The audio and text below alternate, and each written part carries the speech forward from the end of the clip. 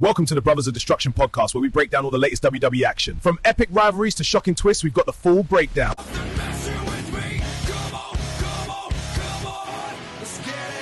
Yes, people, welcome to another edition of the Brothers of Destruction podcast. Yours truly, presenting, hosting, PrimeTime, excuse me, and this is my brother Flace. Welcome to the show. Yeah, everyone good? PrimeTime from Poland. PrimeTime from Poland, yeah, from Warsaw. As you can see, it's a different background than usual. I am in my hotel, leaving today, but I thought we'd still get time to get an episode in before I fly back over to the UK. So let's get into it. SmackDown, we're going to look at this past Friday from, looking at Cody and CM Punk's face-to-face, and comments made by Damian Priest to Cody and Sami Zayn as well. Two new matches added to SummerSlam. And we're also going to look at the start of SmackDown, which features Gunther and Nick Aldis, who is now back in the ring. Before we get into it, guys, remember to like and subscribe to us on YouTube. Check out our videos. Keep showing your support. Check us out on Instagram and Spotify. And as I say, we appreciate your support. Keep showing. Doing, bro? You good, yeah? I'm good. Highly blessed, highly favoured. In a good place. Emotionally, mentally, physically, in a great place. Just looking forward to chopping it up. SmackDown was all right, actually. I semi-enjoyed it this week. But for me now, it's just about looking forward to SummerSlam. Looking forward to SummerSlam. SmackDown has been maybe flowing a bit better last couple of weeks. Yeah. 2 hours maybe helped in a way. It's not featuring everyone from the roster. Yeah. That's the only thing I'll say, but it's probably been flowing a bit better. Nothing's dragging out. There's no, bit filler in there. So yeah, it was good this week. So starting it off, as I say, looking forward to SummerSlam. Contract signing has happened between Gunther and Nick Aldis now. A little bit of a thing from it now, a little bit of announcement. So Nick Aldis is now no longer the SmackDown GM. And because of this match happening, and Adam Pearce will be taking charge of both Raw and SmackDown. I don't know. Yeah, they didn't say if it's a permanent thing and he gets back in the ring, or if it's, or if he goes back to the role after this match.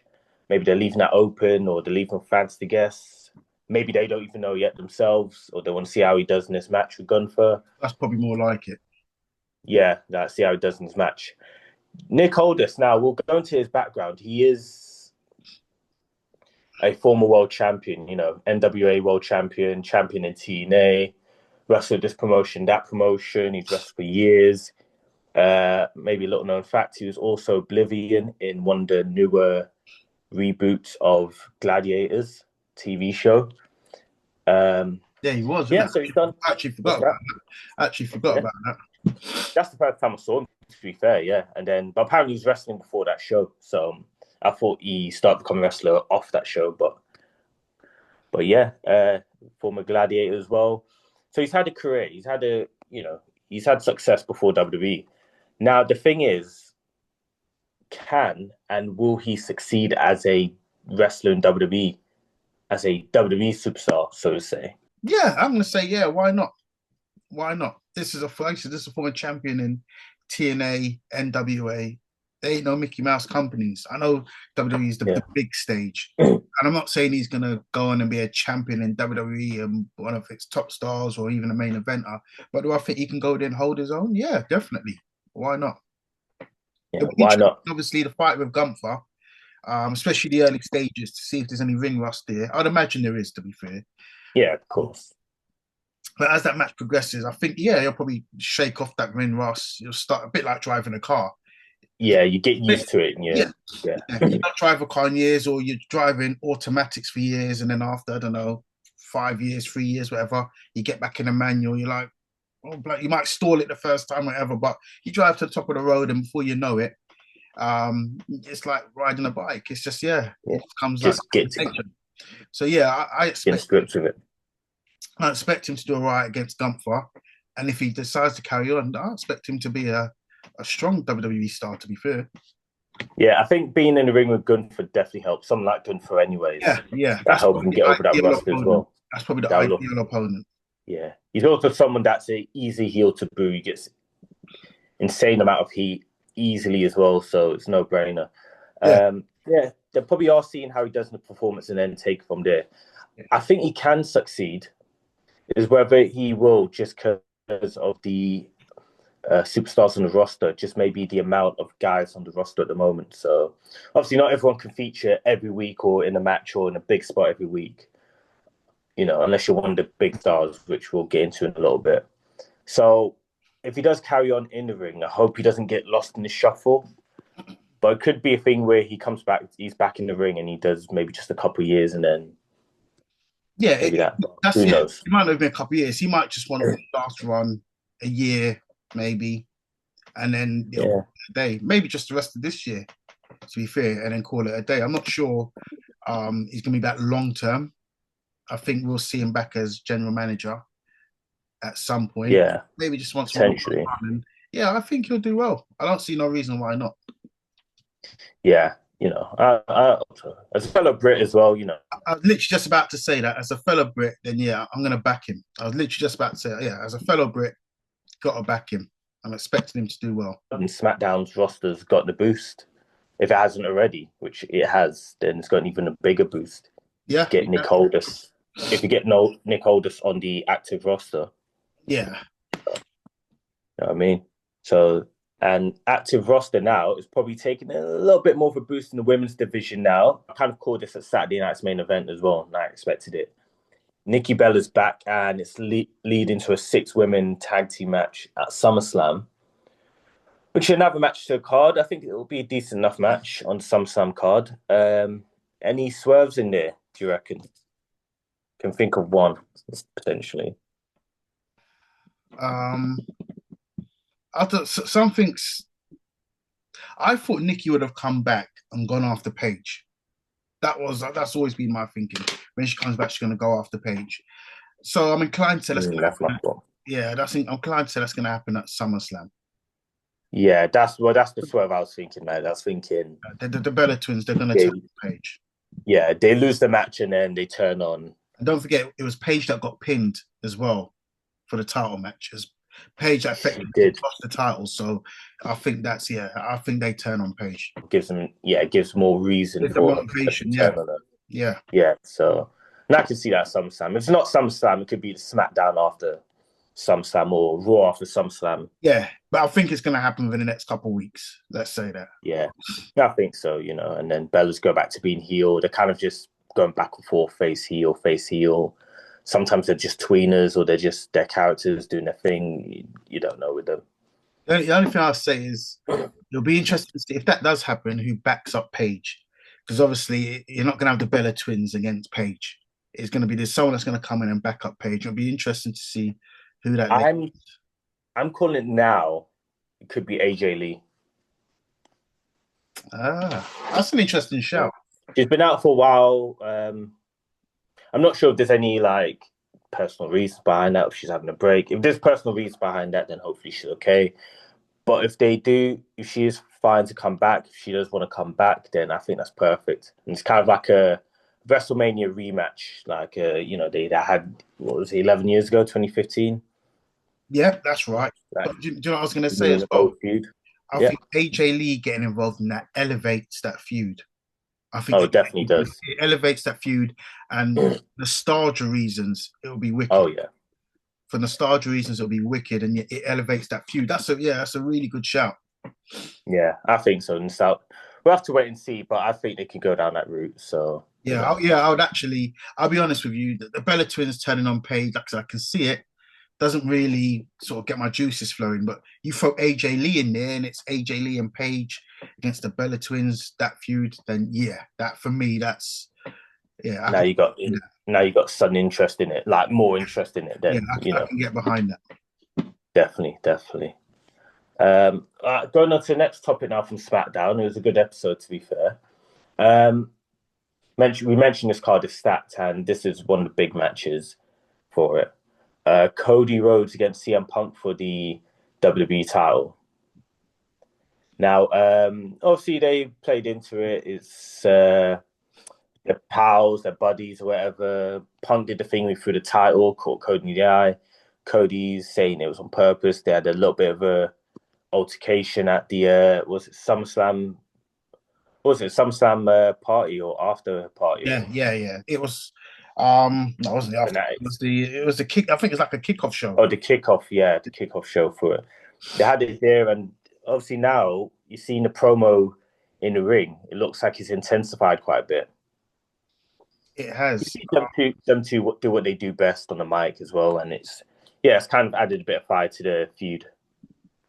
It has. Maybe it's needed with. It's interesting because I was speaking to someone on Friday, and he wasn't particularly looking forward to this feud and the actual match. Online, it's quite mixed. I'll be honest, for real, this is one of my dream matches.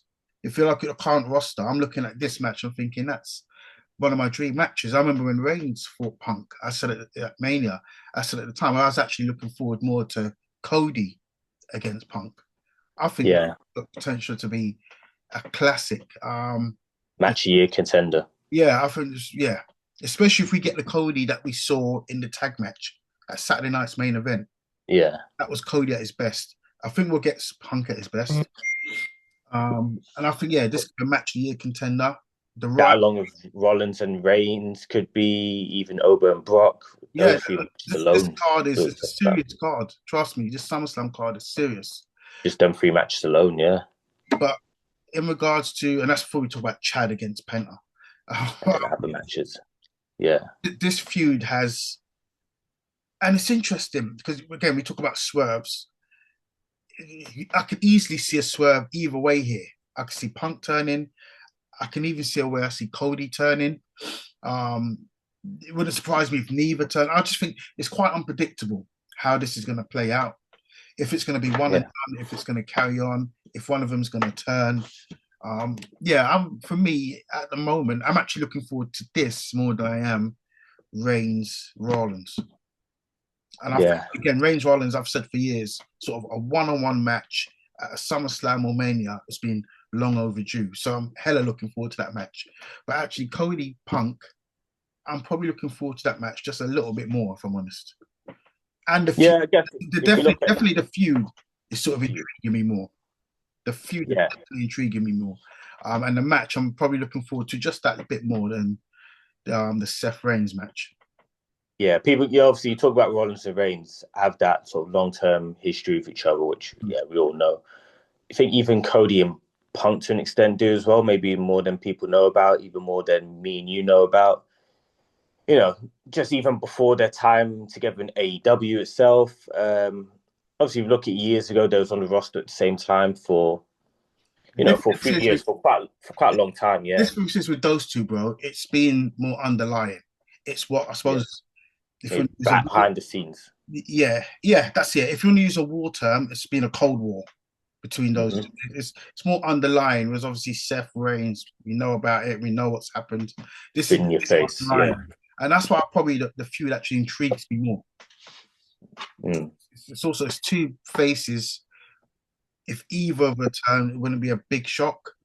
Probably be a bigger shock if Cody was to turn, but it wouldn't be a big shock if either was to turn. It wouldn't be a shock if either was to stay face. It's just, for me, it's just more unpredictable. I think turning Punk heel at this point in his career, I don't know if that's, or Punk could end up being like a more of a tweener. I think I don't know if Punk would ever go. I think would suit him. I think that would suit Punk being a tweener. Tweener, yeah. Because literally, he's not a tweener now, but he's like a defiant face, and he's like a face. He doesn't give a shit what people. Almost like a modern day Stone Cold in that respect. He is, and that's probably the better comparison you can make for him. In terms of, if you talk about any of the big stars from that era or from before his time. I think, if anyone's to turn, it would be Cody, I would have thought. But well, I've been waiting for that for a long time. You know that.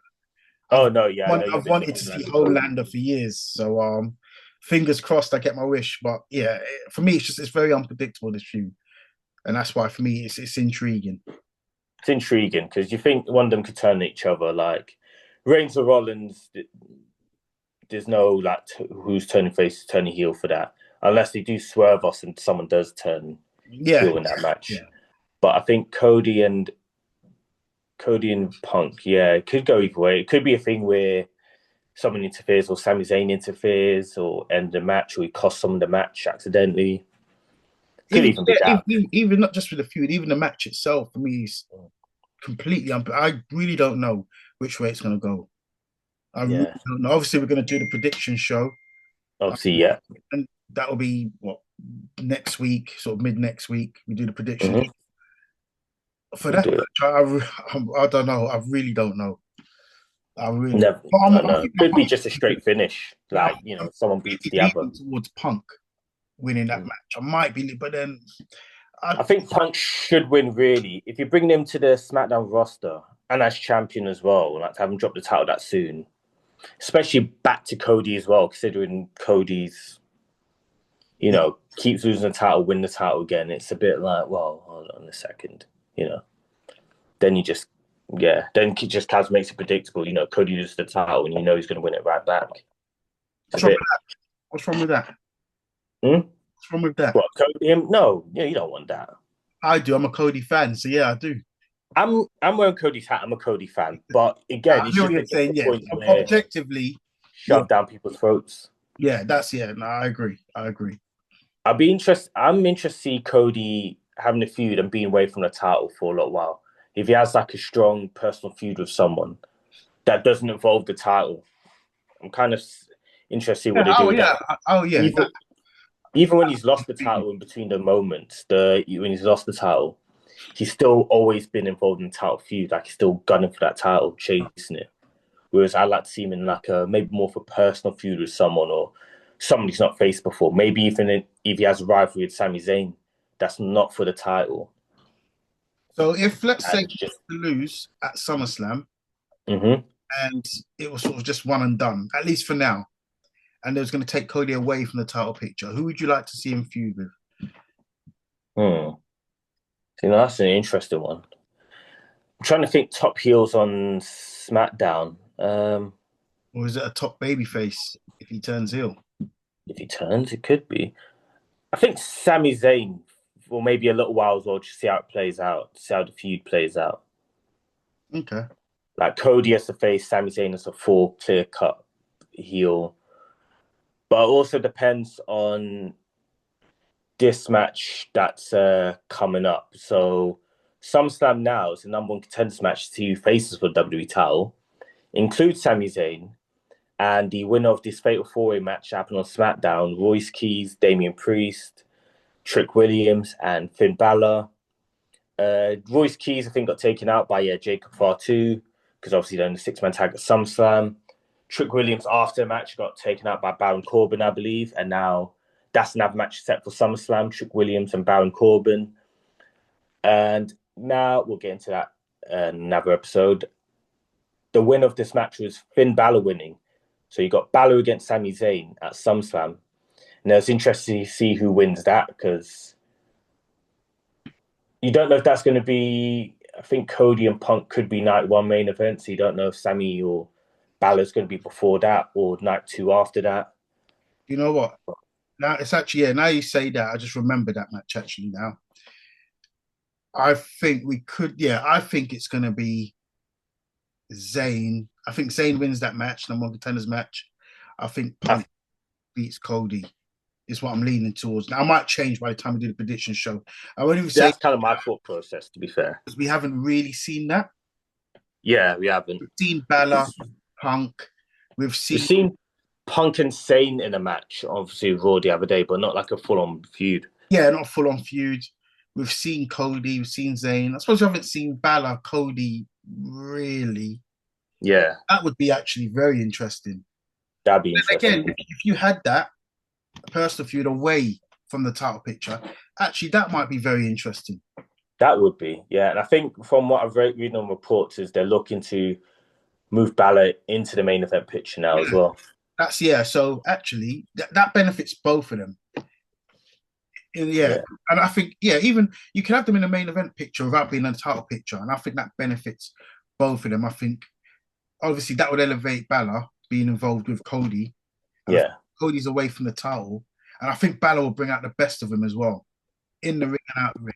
I think Finn Balor would bring out the best of Cody. Finn Balor's great in the ring, so definitely. I actually quite like that feud.